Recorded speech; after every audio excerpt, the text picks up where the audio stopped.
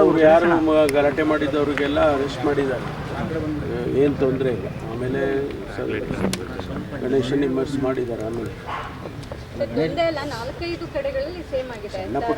ಸಣ್ಣ ಪುಟ್ಟ ಘಟನೆಗಳು ಆಗಿದ್ದಾವೆ. ಒಂದು ಕಡೆ ಅಲ್ಲಿ ಎಲ್ಲೋ ಒಂದು ಕಡೆ ಫ್ಲ್ಯಾಗ್ ತೊಗೊಂಡು ಬಂದ ಅಂತೇಳಿ ಒಂದು ಸ್ಟ್ಯಾಬಿಂಗ್ ಮಾಡಕ್ಕೆ ಟ್ರೈ ಮಾಡಿದ್ದಾರೆ. ಮತ್ತು ಇನ್ನೊಂದು ಕಡೆ ಚಿಕ್ಕ ಮಕ್ಕಳು 3 ವರ್ಷ 4 ವರ್ಷದ ಮಕ್ಕಳು ಮೇಲೆ ನಿಂತ್ಕೊಂಡು ಉಗಿದಿದ್ದಾರೆ ಗಣಪತಿ ಹೋಗುವಾಗ. ಈ ಥರದ್ದೆಲ್ಲ ಆಗಿದೆ. ಎಲ್ಲ ಎವ್ರಿಥಿಂಗ್ ಈಸ್ ಅಂಡರ್ ಕಂಟ್ರೋಲ್. ಮಾಡಿದ್ದಾರೆ. ನಾವು ಎಲ್ಲ ರೀತಿಯ ಕ್ರಮ ತಗೊಳ್ಳಿ, ಜನನೂ ಕೋಆಪ್ರೇಟ್ ಮಾಡಬೇಕಲ್ಲ. ನಾವು ಅಪೀಲ್ ಮಾಡ್ಕೊಳ್ತೀವಿ, enough and more police force ಹಾಕ್ತೀವಿ, ಎಲ್ಲ ಮಾಡ್ತೀವಿ. ಜನ ಸಮುದಾಯ ಅವರು ಕೂಡ ಕೋಆಪ್ರೇಟ್ ಮಾಡಬೇಕು. ಎಲ್ಲ 2 ಸಮುದಾಯದವರು ಕೋಆಪ್ರೇಟ್ ಮಾಡಬೇಕು. ನಮಗೆ ಲಕ್ಷಾಂತರ ಗಣಪತಿಗಳನ್ನ ಇಮರ್ಸ್ ಮಾಡ್ತಾರೆ. ಎಲ್ಲೂ ಕೂಡ ಹೆಚ್ಚಿನ ಗಲಾಟೆಗಳು ಆ ರೀತಿ ಎಲ್ಲ ಆಗಲಿಲ್ಲ. ನಾವು ಚೆನ್ನಾಗಾಗಿದೆಯಲ್ಲಪ್ಪ ಈ ಬಾರಿ ಅಂತ ಅನ್ನುವಾಗ ನಿನ್ನೆ ಮದ್ದೂರಲ್ಲಿ ಆ ಘಟನೆಗಳಾಗಿದೆ.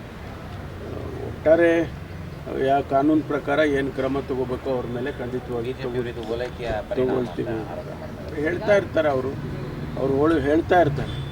ಈಗ ಓವರಾಲ್ ಕರ್ನಾಟಕದಲ್ಲಿ ಇಂಥ ಗಣೇಶೋತ್ಸವದ ಸಂದರ್ಭದಲ್ಲಿ ಕಮ್ಯುನಲ್ ಇಶ್ಯೂಸ್ ಆಗ್ತವೆ ಸರ್, ಏನು ಡೈರೆಕ್ಷನ್ ಕೊಟ್ಟಿದ್ದೀರಾ ಸರ್? ಎಲ್ಲ ನೋಡಿ, ನಾವೆಲ್ಲ ರೀತಿಯ ಕ್ರಮವನ್ನು ಕೂಡ ಮೊದಲೇ ತೊಗೊಂಡಿದ್ದೀವಿ. ನಾವೆಲ್ಲ ಮೀಟಿಂಗ್ಗಳು ಮಾಡಿ ಯಾವ್ಯಾವ ಜಿಲ್ಲೆನಲ್ಲಿ ಸೆನ್ಸಿಟಿವ್ ಆಗಿ ಇದೆ ಅಂತಕ್ಕಂಥದ್ದನ್ನು ತಿಳ್ಕೊಂಡು ಅಲ್ಲಿಗೆ ಫೋರ್ಸ್ಗಳು ಡಿಪ್ಲಾಯ್ ಮಾಡಿ, ಇಡೀ ಒಂದು ಜಿಲ್ಲೆಯಲ್ಲಿ ಏನು ಫೋರ್ಸ್ ಇದೆ, KSRP ಇರ್ಬೋದು, ರೆಗ್ಯುಲರ್ ಪೊಲೀಸ್ ಇರ್ಬೋದು, ನಾವು ಬೇರೆ ಜಿಲ್ಲೆಗೆ ಡಿಪ್ಲಾಯ್ ಮಾಡಿಲ್ಲ. ಆಯಾ ಜಿಲ್ಲೆ ಫೋರ್ಸನ್ನು ಅಲ್ಲಲ್ಲೇ ಇಟ್ಟಿದ್ದೀವಿ. ಇದು ಹೊಸದಾಗಿ. ಆಮೇಲೆ ಎಲ್ಲ ಡಿಸ್ಟ್ರಿಕ್ಟ್ಗಳಿಗೂ ಸೀನಿಯರ್ ಆಫೀಸರ್ಸನ್ನು ಕಳಿಸಿದ್ದೀವಿ. ಇಲ್ಲಿಂದ ADGP ಲೆವೆಲ್ ಅವ್ರನ್ನ, IG ಲೆವೆಲ್ ಅವ್ರನ್ನೆಲ್ಲ ಸೀನಿಯರ್ ಆಫೀಸರ್ಸ್ನೇ ಕಳಿಸಿದ್ವಿ ನಾವು. ಈ ಸಾರಿ ಭಾಳ ಎಚ್ಚರಿಕೆಯಿಂದ, ಯಾಕೆಂದರೆ ಒಂದು ಗಲಾಟೆ ಆಗಬಾರ್ದು ಅಂತೇಳಿ ಆ ರೀತಿಯೇ ಆಗಿದೆ. ಈ ರೀತಿ ಒಂದು 2-3 ಸಣ್ಣ ಗಲಾಟೆಗಳಾಗಿರ್ತಕ್ಕಂಥದ್ದನ್ನು ಈಗಾಗಲೇ ಸೂಕ್ತವಾದಂಥ ಕ್ರಮ ತೊಗೊಂಡಿದೆ. ಈಗ ಸಹಜ ಸ್ಥಿತಿ ಬಂದಿದೆ ಎಲ್ಲ ಸರ್, ಏನು ತೊಂದರೆ ಇಲ್ಲ.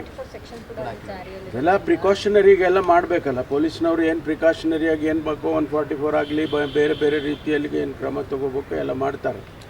ಅದನ್ನು ಎಸ್ಕಲೇಟ್ ಆಗೋದಕ್ಕೆ ಬಿಡೋದಿಲ್ಲ. ಪ್ರತಿಭಟನೆಗೆ ಬಂದಾಗಿದೆ ಸರ್.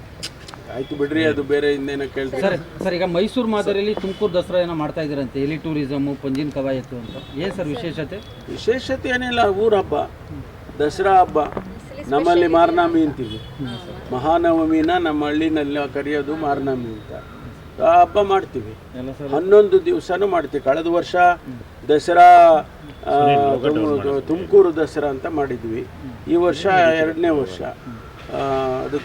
ಅದಕ್ಕೆಲ್ಲ ಪ್ರೋಗ್ರಾಮ್ಸ್ಗಳನ್ನು ಮಾಡಿದ್ದೀವಿ. ಮೈಸೂರಲ್ಲಿ ಯಾವ ರೀತಿ ಆಗುತ್ತೋ ಅದೇ ರೀತಿ ತುಮಕೂರಲ್ಲಿ ಕೂಡ ಮಾಡೋದು ಅಂತೇಳಿ. ಅದೆಲ್ಲ ಪ್ರೋಗ್ರಾಮ್ಸ್ ಎಲ್ಲ ಇದೆ, ಅದನ್ನೆಲ್ಲ ಮಾಡ್ತೀವಿ. ನೀವು ಬನ್ನಿ, ದಯವಿಟ್ಟೆಲ್ಲ ಬನ್ನಿ. ರಾಜಕೀಯವಾಗಿ ಏನಾದರೂ ಸ್ವಲ್ಪ ಮಹತ್ವ ರಾಜಕೀಯಕ್ಕೆ ಅಂತ ಸಾಮಾನ್ಯ ಊರ ಹಬ್ಬ, ಎಲ್ಲರನ್ನೂ ಸೇರಿಸ್ಕೊಂಡು, ಎಲ್ಲ ಪಕ್ಷ, ಎಲ್ಲ ಜಾತಿ, ಎಲ್ಲ ಧರ್ಮ ಎಲ್ಲರನ್ನೂ ಸೇರಿಸ್ಕೊಂಡು ಊರ ಹಬ್ಬವನ್ನು ಆಚರಣೆ ಮಾಡ್ತೀವಿ. ಇದರಲ್ಲಿ ಯಾವ ರಾಜಕಾರಣನೂ ಇಲ್ಲ. ಧರ್ಮಸ್ಥಳದ ತನಿಖೆ ಒಂದು ರೀತಿಯಾಗಿ ಅವರ ಕುಟುಂಬಕ್ಕೆ ಸುತ್ತಕೊಳ್ಳುವಂತಹ ಒಂದು ರೀತಿಯಾದಂತಹ ವ್ಯವಸ್ಥೆ ಪರಿಸ್ಥಿತಿ ಕಾಣಿಸ್ತಿದೆ ಸರ್. ಹೇಗಿದೆ ತನಿಖೆ, ಯಾವ ರೀತಿಯಾಗಿದೆ ಆಗ್ತಿದೆ? ಇಲ್ಲ, ನೀವು ನೋಡೋ ದೃಷ್ಟಿನೇ ಬೇರೆ, ಪೊಲೀಸ್ನವರು ಮತ್ತು SITನವ್ರ ದೃಷ್ಟಿನೇ ಬೇರೆ. ಆ ತನಿಖೆ ಎಲ್ಲ ಮುಗಿಲಿ. ಬಂದಿದ್ದು ಏನೇನು ಡೆವಲಪ್ಮೆಂಟ್ಸ್ ಆಗ್ತಾಯಿದೆ ಎಲ್ಲದಕ್ಕೂ ಕೂಡ ಈಗ ನಾವು ಉತ್ತರ ಕೊಡೋದಾಗಲಿ ಅಥವಾ ಅದನ್ನು ಪ್ರಚಾರಕ್ಕೆ ತರೋದಾಗಲಿ ಒಳ್ಳೆಯದಲ್ಲ. ತನಿಖೆ ಸಂಪೂರ್ಣ ಆದಮೇಲೆ ನಮಗೆ ಗೊತ್ತಾಗುತ್ತೆ. ಕೂಡ ಯೂಟ್ಯೂಬರ್ಸ್ಗಳನ್ನು ವಿಚಾರಣೆ ನಡೀತಿದೆ ಸರ್, ಅಲ್ಲಿಂದನೇ ಶುರುವಾಯಿತು ಅನ್ನುವಂಥದ್ದು ಸ್ಪಷ್ಟ. ನಾವು ಯಾವುದೂ ಹೇಳಕ್ಕೆ ಬರೋದಿಲ್ಲ.